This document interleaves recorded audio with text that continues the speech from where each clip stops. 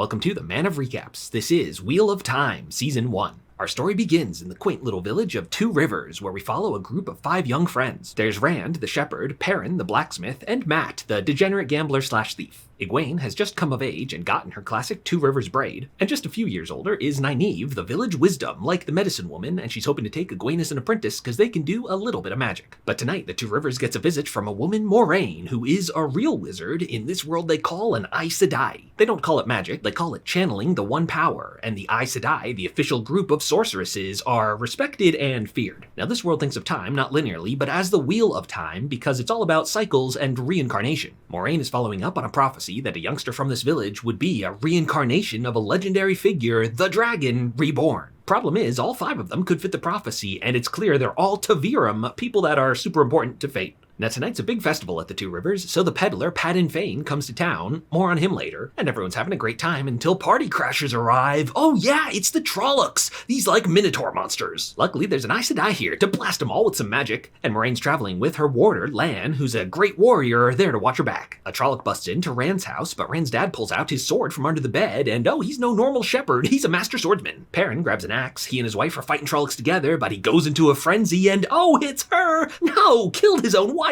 That's traumatizing. In the end, the village is mostly saved, except Nynaeve, who gets captured. So Moraine fills these kids in, the Dark One's hunting you, cause one of you is the Dragon Reborn, so they gotta go off on an adventure. But the Trollocs are hot on their tails, so they take shelter for a night in this old ruined city that the Trollocs won't enter cause it's cursed. Shadar Logoth, the City of Shadow. Don't worry, we'll be fine as long as no one touches anything, but Matt immediately grabs the obviously cursed dagger. So the Shadow wakes up and now it's hunting them. Everyone escapes, but they're all separated. Rand and Matt make it to a nearby village where they befriend the bartender, but oh, she's here to capture them. Yes, she's a dark friend, a person who's working for the Dark One in hopes of eternal reward. But there's a gleeman in town, a traveling bard, and this one's Tom Marilyn, an older rocker type. And he's a great knife thrower, saves these guys like, let's get out of here. They seek shelter at a nearby farmhouse, but oh, what's this? The whole family's been killed, and maybe it was Matt with his cursed dagger. But more likely it was this Nazgul Voldemort guy called a Fade, who are the Dark One's top lieutenants. Tom Marilyn stays behind to fight it so the boys can escape. Egwene and Perrin are rescued by a traveling people called the Tuatha'an, or more commonly just the Tinkers. They follow a pacifist philosophy called the Way of the Leaf, because even in self-defense, violence is always bad. And this resonates with Perrin, who is still traumatized by having accidentally killed his own wife. But now they have a run-in with the Children of the Light. We met some before. They're a religious order like the Knights Templar, committed to doing good. Except the Inquisitor, Eamon Valda, who's a real bad dude, hunting down all Aes Sedai and like keeping their rings as trophies. He recognizes Egwene and Perrin as suspicious characters, so the Tinkers stand up to defend them with no violence, which obviously doesn't work and they're captured. He thinks Egwene is a secret Aes Sedai, and indeed she can channel the One Power, though she still needs some training. But Perrin has some unexpected powers of his own, as like a lot of wolves have been hanging around him lately, and now his eyes turn yellow, he gets super strength, and now a whole pack of wolves attack the camp and they escape. Meanwhile, Lan and Moraine met up with Nynaeve, who is a huge badass and managed to escape. And she doesn't trust anyone, especially Moraine, but Lan convinces her they're on the same side. They meet up with some more Aes Sedai, led by Moraine's rival, Liandrin, and they've just captured a man who could channel and claim to be the Dragon Reborn. Yes, the Aes Sedai are all women because the male half of the One Power was corrupted by the Dark One.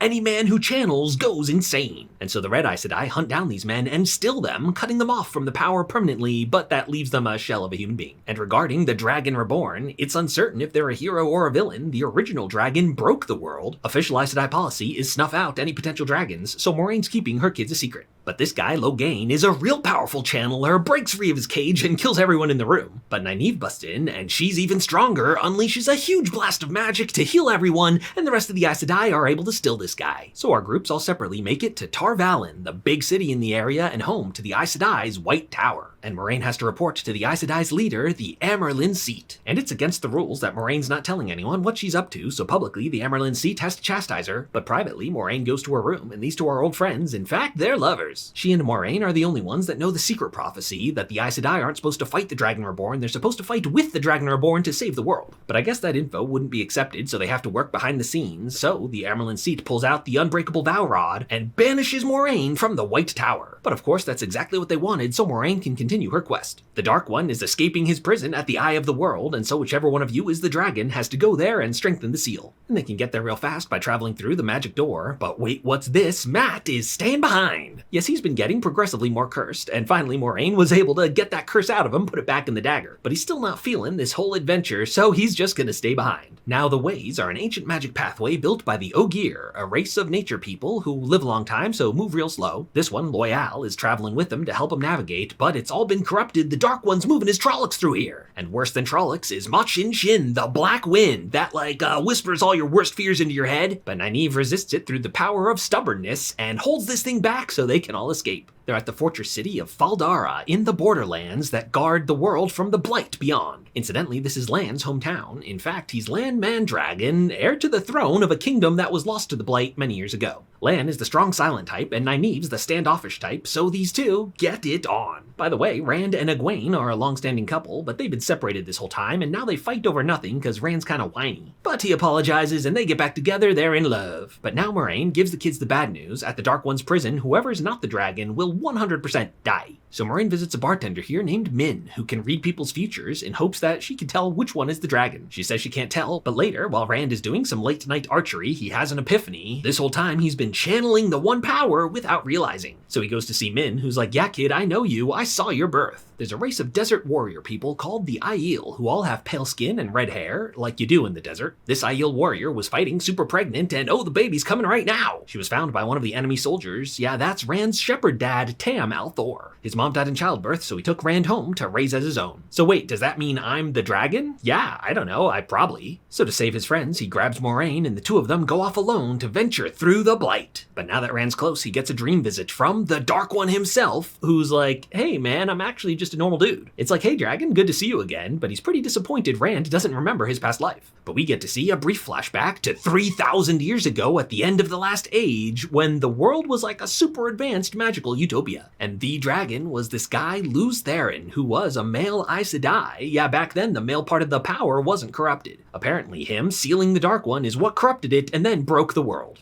And so we come to the Dark One's prison at the Eye of the World. His seal's weak enough that he can manifest here. Moraine tries to fight him, but he's way too strong, stills her immediately, cuts her off from magic. Rand falls into a vision coma where he and Egwene are living a happy, simple life. The Dark One's like, yeah man, this can be real. All you have to do is free me. Meanwhile, the Dark One's Trollocs are invading Fal Dara, and long story short, the army's totally wrecked. So it's up to the king's sister, who's an Aes Sedai, and gathers up Egwene and Nynaeve and any woman who can channel, and they all work together to do a big spell that, blam, destroys the whole army. But there's a good reason they didn't lead with that, because channeling that much power burns you up and kills you. But Nynaeve is somehow able to take Egwene's share of the power herself to save Egwene, and Nynaeve dies. Over in Dreamland, Rand looks like he's gonna take the Dark One's deal. But wait, what's this? Psych, bro! Yeah, I'm gonna put you back in your prison, and the day is saved? But the physical seal is all cracked now, which sure doesn't seem like it was strengthened. And back at the fort, they were pulling their magic item out of storage when, oh, they're all killed by none other than Padan Fain, the peddler from the beginning. Yes, he's a dark friend who's been following them this whole time, and he's like, yeah, this ain't over, we're just getting started. This series was 14 books. So as season 1 comes to an end, Perrin grabs an axe, but he's committed now to the non-violent way of the leaf. And on his way out, Padan Fain grabbed Matt's cursed dagger, so watch out for that. Matt himself is just chilling back in the city, but the actor's been recast, so he'll look different. Egwene is mourning Nynaeve's death, but oh, she manages to heal her somehow, so actually Nynaeve's fine. And Rand al'Thor, the Dragon Reborn. He's like, wait, now that I channeled magic, am I gonna go crazy? And Moraine's like, yeah, I mean, probably. So to save his friends from himself, he's like, tell them I died here, and Rand's going off on his own to just be on his own. And there's a final teaser on the other side of the continent that's now facing an invasion from a mysterious power across the sea. They use channelers in warfare to make a big tidal wave, and that's where Wheel of Time Season 1 comes to an end.